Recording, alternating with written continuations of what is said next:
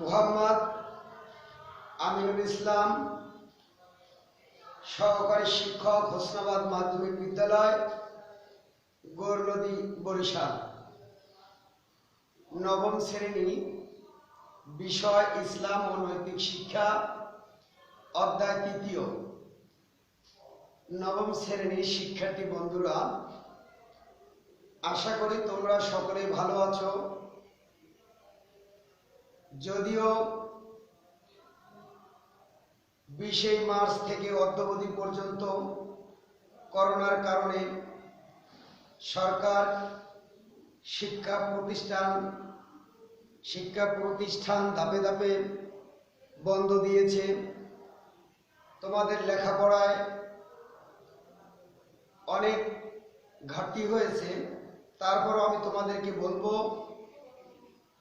তোমরা যদি এখনো সজাগ দৃষ্টি রাখো পড়াশোনার প্রতি, তাহলে ভালো করবে। পড়ালেখায় কোনো রকম অলসতা করবে না। আর একটি বার্তা তোমাদের জানিয়ে দেই, তোমরা এটা মনে করো না করোনা শেষ হয়ে গেছে। এখনো কিন্তু করোনায় বিভিন্ন অঞ্চলে, বিভিন্ন জায়গায়, বাংলাদেশ সহ সারা বিশ্বে করোনায় মানুষ মারাত্মক অসুস্থ হচ্ছে। তোমরা নিজেদের শরীরের প্রতি যত্ন নিবে, অন্যকে সতর্ক থাকার জন্য উৎসাহ দিবে, অন্যকে বলবে, পরিবারের সকলকে বলবে তোমরা দূরত্ব বজায় রেখে চলবে। আর করোনার জন্য বিশেষ করে আল্লাহর কাছে সাহায্য চাইবে। আজকে আমি তোমাদের নিকট ইবাদত নিয়ে আলোচনা করব। বন্ধুরা, তোমরা এই ইবাদতের বিষয়টি খুব খেয়াল করে শুনবে এবং তোমাদের পাঠ্য বই ইসলাম ও নৈতিক শিক্ষা পাঠ্য বই থেকে 3য় অধ্যায় ইবাদত নিয়ে একটু রিভিশন দিবে। আমার কথাগুলো মনোযোগ সহকারে শুনবে, তাহলেই দেখবে তোমাদের বুঝে আসছে। যাই হোক বন্ধুরা,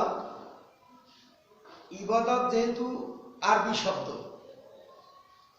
আমরা যেহেতু বাঙালি, আমাদের ভাষা যেহেতু বাংলা, এই আরবি শব্দটার যখনই আমরা বাংলা জানব, তখনই আমাদের কাছে আরেকটু মজা হবে। বন্ধুরা, ইবাদত আরবি শব্দ, এর বাংলা হচ্ছে আনুগত্য, দাসত্ব, বন্দেগী ইত্যাদি। তো ইবাদত এমন একটি গুরুত্বপূর্ণ আল্লাহ পাকের হুকুম, যেটা আমাদের মানতেই হবে। কারণ আল্লাহ পাকের আদেশ নিষেধ মানার মধ্যেই আল্লাহ তাআলার আনুগত্য, দাসত্ব প্রকাশ পায়।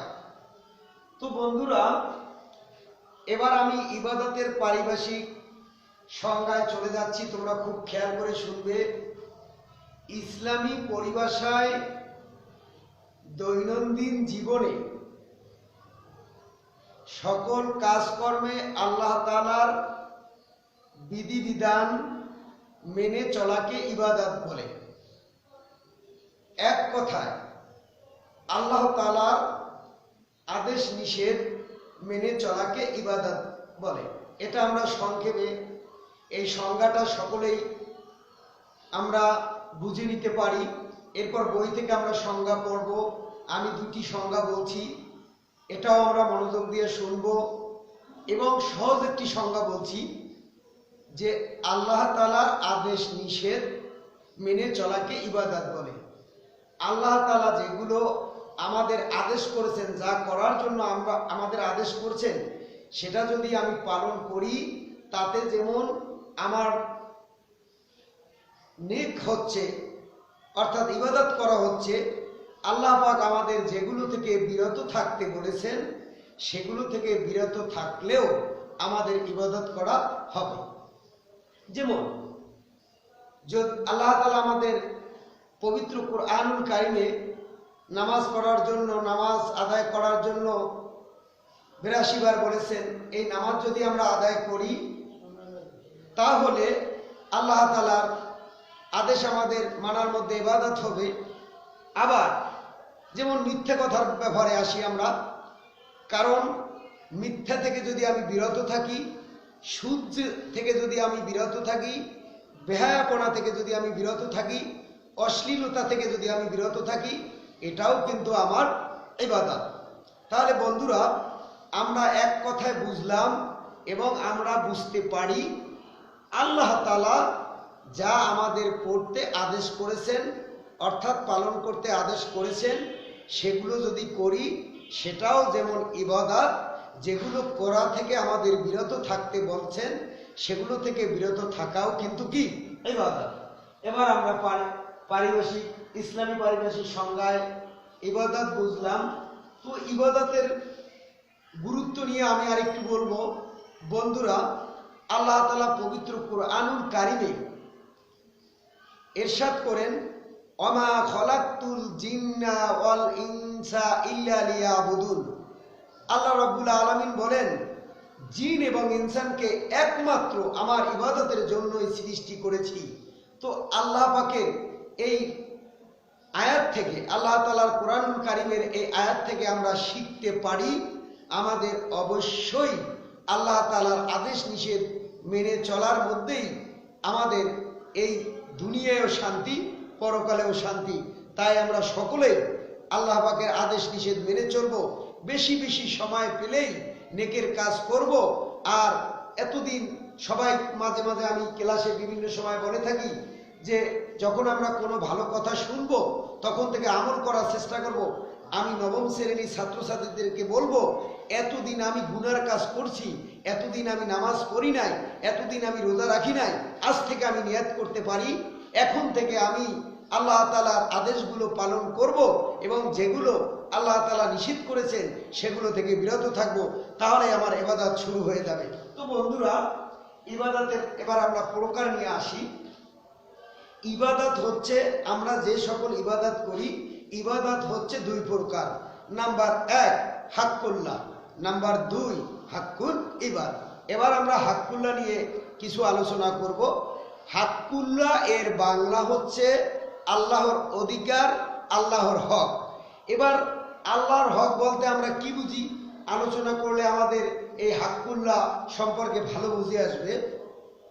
তো বন্ধুরা, হাক্কুল্লাহ হচ্ছে আল্লাহর হক, যেগুলো মাত্র আল্লাহর সন্তুষ্টির উদ্দেশ্যে, যেগুলো আল্লাহ তাআলার সাথে সম্পৃক্ত, কোনো মানুষের সাথে সম্পৃক্ত নয়, এগুলো হচ্ছে হাক্কুল্লাহ, অর্থাৎ যেগুলো মাত্র আল্লাহ তাআলার সাথে কি সম্পৃক্ত। যেমন উদাহরণ দিলে আমাদের আরেকটু বুঝে আসবে। যেমন নামাজ আদায় করা, নামাজ কায়েম করা, এটা হচ্ছে আল্লাহর অধিকার তথা আল্লাহর হক। মাহে রমজান মাসে রোজা রাখা এবং যার হজ করার সমর্থন থাকবে তার হজ করা, এগুলো হচ্ছে আল্লাহর হক। তাহলে অবশ্যই আমরা বুঝতে পারি যে আল্লাহর সাথে যেগুলো সম্পৃক্ত সেগুলোই হচ্ছে আল্লাহর হক। আমি 3টি উদাহরণ দিয়েছি, এ দ্বারা আমাদের পরিষ্কারভাবে একটু বুঝে আসবে। এবার এই পর্যায়ে আমি হাক্কুল ইবাদ সম্পর্কে আমরা আলোচনা করব। হাক্কুল ইবাদ এর বাংলা হচ্ছে বান্দার হক তথা বান্দার অধিকার। এটা বুঝতে গেলে আমাদের একটু বিস্তারিত আলোচনা করতে হবে।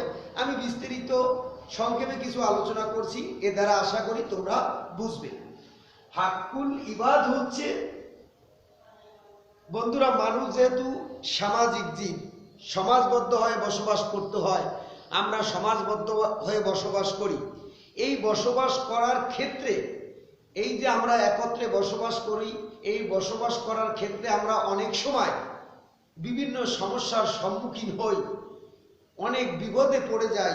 এই বিপদের সময় আমরা সাহায্যের জন্য এগিয়ে যাই, যিনি বিপদগ্রস্ত তার কাছে আমরা এগিয়ে যাই।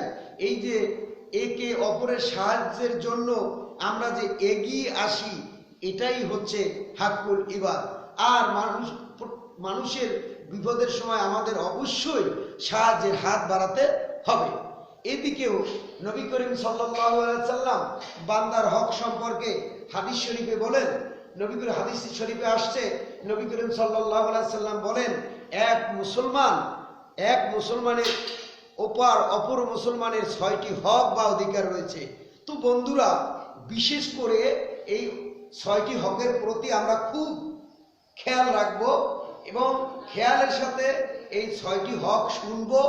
এবং আমি বারবার বলি তোমাদেরকে যে পাঠ্য বই থেকে, যেমন অধ্যায় 3 থেকে তুমি এই পড়াগুলো একটু রিভিশন দিবে, সাথে সাথে আমার কথাগুলো শুনবে, তাহলে আশা করি ইনশাআল্লাহ তোমাদের বুঝে আসবে। তো হুজুর সাল্লাল্লাহু আলাইহি সাল্লামের যে অমীয় বাণী, সেটা আমি তোমাদের সামনে তুলে ধরছি। নাম্বার 1, যখন কোনো মুসলমান সালাম দিবে তার সালামের উত্তর দেওয়া।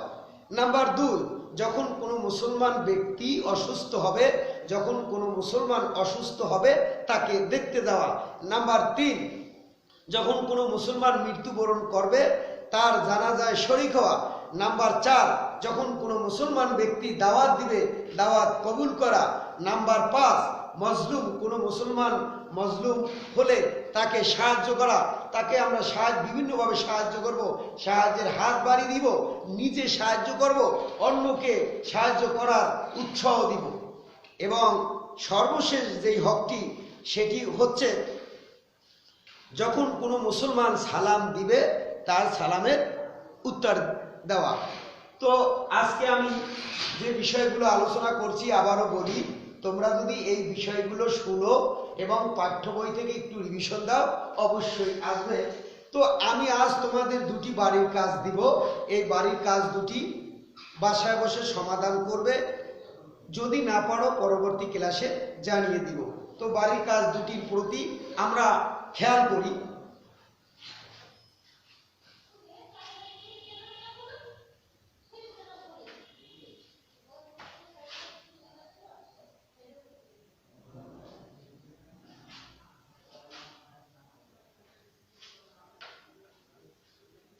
তো নবম শ্রেণীর শিক্ষার্থী বন্ধুরা, বাড়ির কাজের প্রতি খেয়াল করি।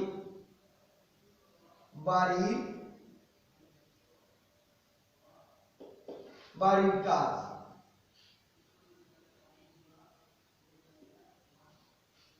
নাম্বার 1, ইবাদত কাকে বলে?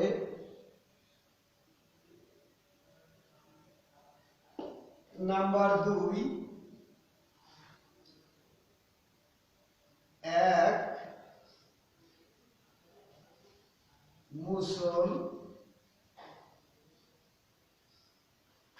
এক মুসলমানের উপর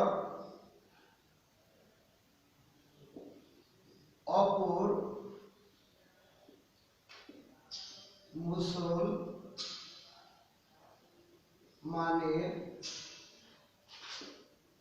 হক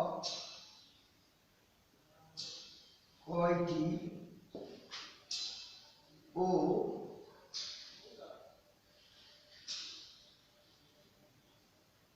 কি কি?